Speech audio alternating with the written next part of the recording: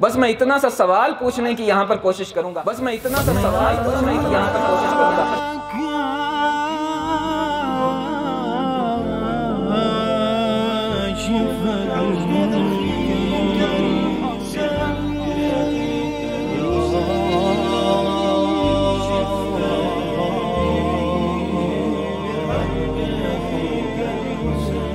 بس میں ایک ربط دیتا چلوں ایک روایت کو اور اپنی گفتگو کو یہاں تمام کروں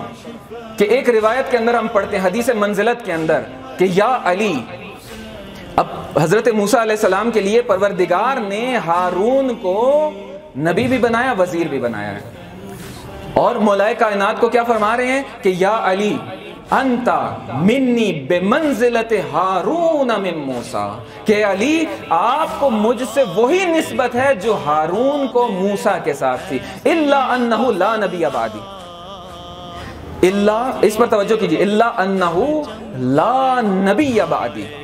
کہ بس اتنا فرق ہے کہ میرے بعد کوئی نبی نہیں آنے والا۔ اسی لیے دیکھیے نا، شبر و شبیر، حسن و حسین، نام بھی جناب ہارون کے ناموں پر اپنے بیٹوں کے رکھے ہیں،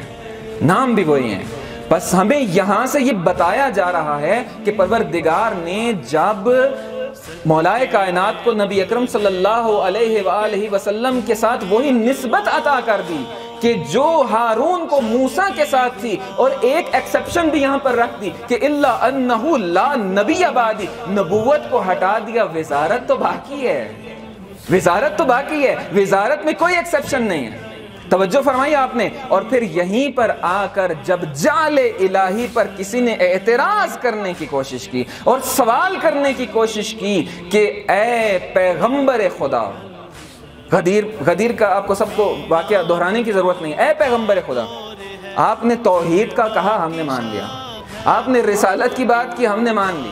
آپ نے نماز کا کہا، ہم نے مان لیا، آپ نے روزے کا کہا، ہم نے مان لیا، آپ جہاد پر لے گئے، ہم آپ کے ساتھ چل پڑے، ایک ایک چیز، حج پر کہا ہم گئے، ایک ایک چیز کو اس نے جب دہرایا تو کہا کہ اب آپ نے اپنے بھائی کو ہم پر مسلط کر دیا، سب کچھ منواتے چلے جا رہے ہیں آپ، بس اتنا بتا دیجئے کہ یہ آپ نے اپنی طرف سے کام کیا ہے یا اس عہدے پر اس شخص کو پروردگار نے فائز کیا ہے۔ توجہ فرما رہے ہیں آپ؟ تو بس یہ کہنا تھا کہ اس نے کہا کہ اگر آپ نے پروردگار کے کہنے پر یہ سب کچھ کیا ہے، ما محمد الا رسول کو نہیں مانتا تھا کہ محمد تو اپنی ہر شان میں رسول ہیں، نہیں مانتا تھا، وما ینطق عن الہوی ان هو الا وحی یوحی بھی شاید اس کو سمجھ میں نہیں آئی تھی، تو آیا اور سوال کیا کہ کہا کہ اگر ایسا ہے تو آسمان سے کوئی عذاب میرے اوپر نازل ہو جائے، اور پھر اپنی سواری تک نہ پہنچا تھا، اپنے شتر تک نہ پہنچا تھا کہ پروردگار نے آسمان سے پتھر نازل کر کے اس کو واصل جہنم کر دیا۔ اور اس کے بعد ایک آیت ہمیں یہ بتاتی ہے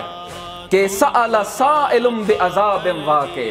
کہ ایک سوال کرنے والے نے عذاب چاہا، ایک عذاب کا سوال کیا، للکافرین لیس لہ دافع،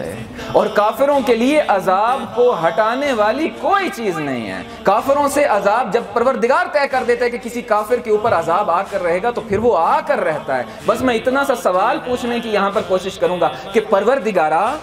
آنے والا جو تھا وہ کہہ رہا تھا کہ ہم نے توحید کو مانا ہے،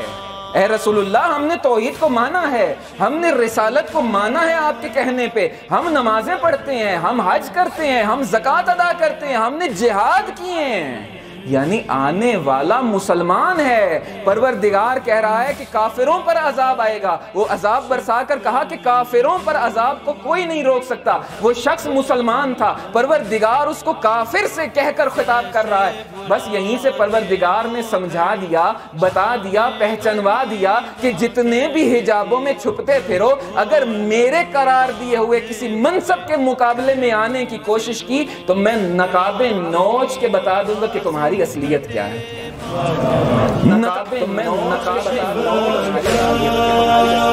عن وجه الحسين اكشف قلبي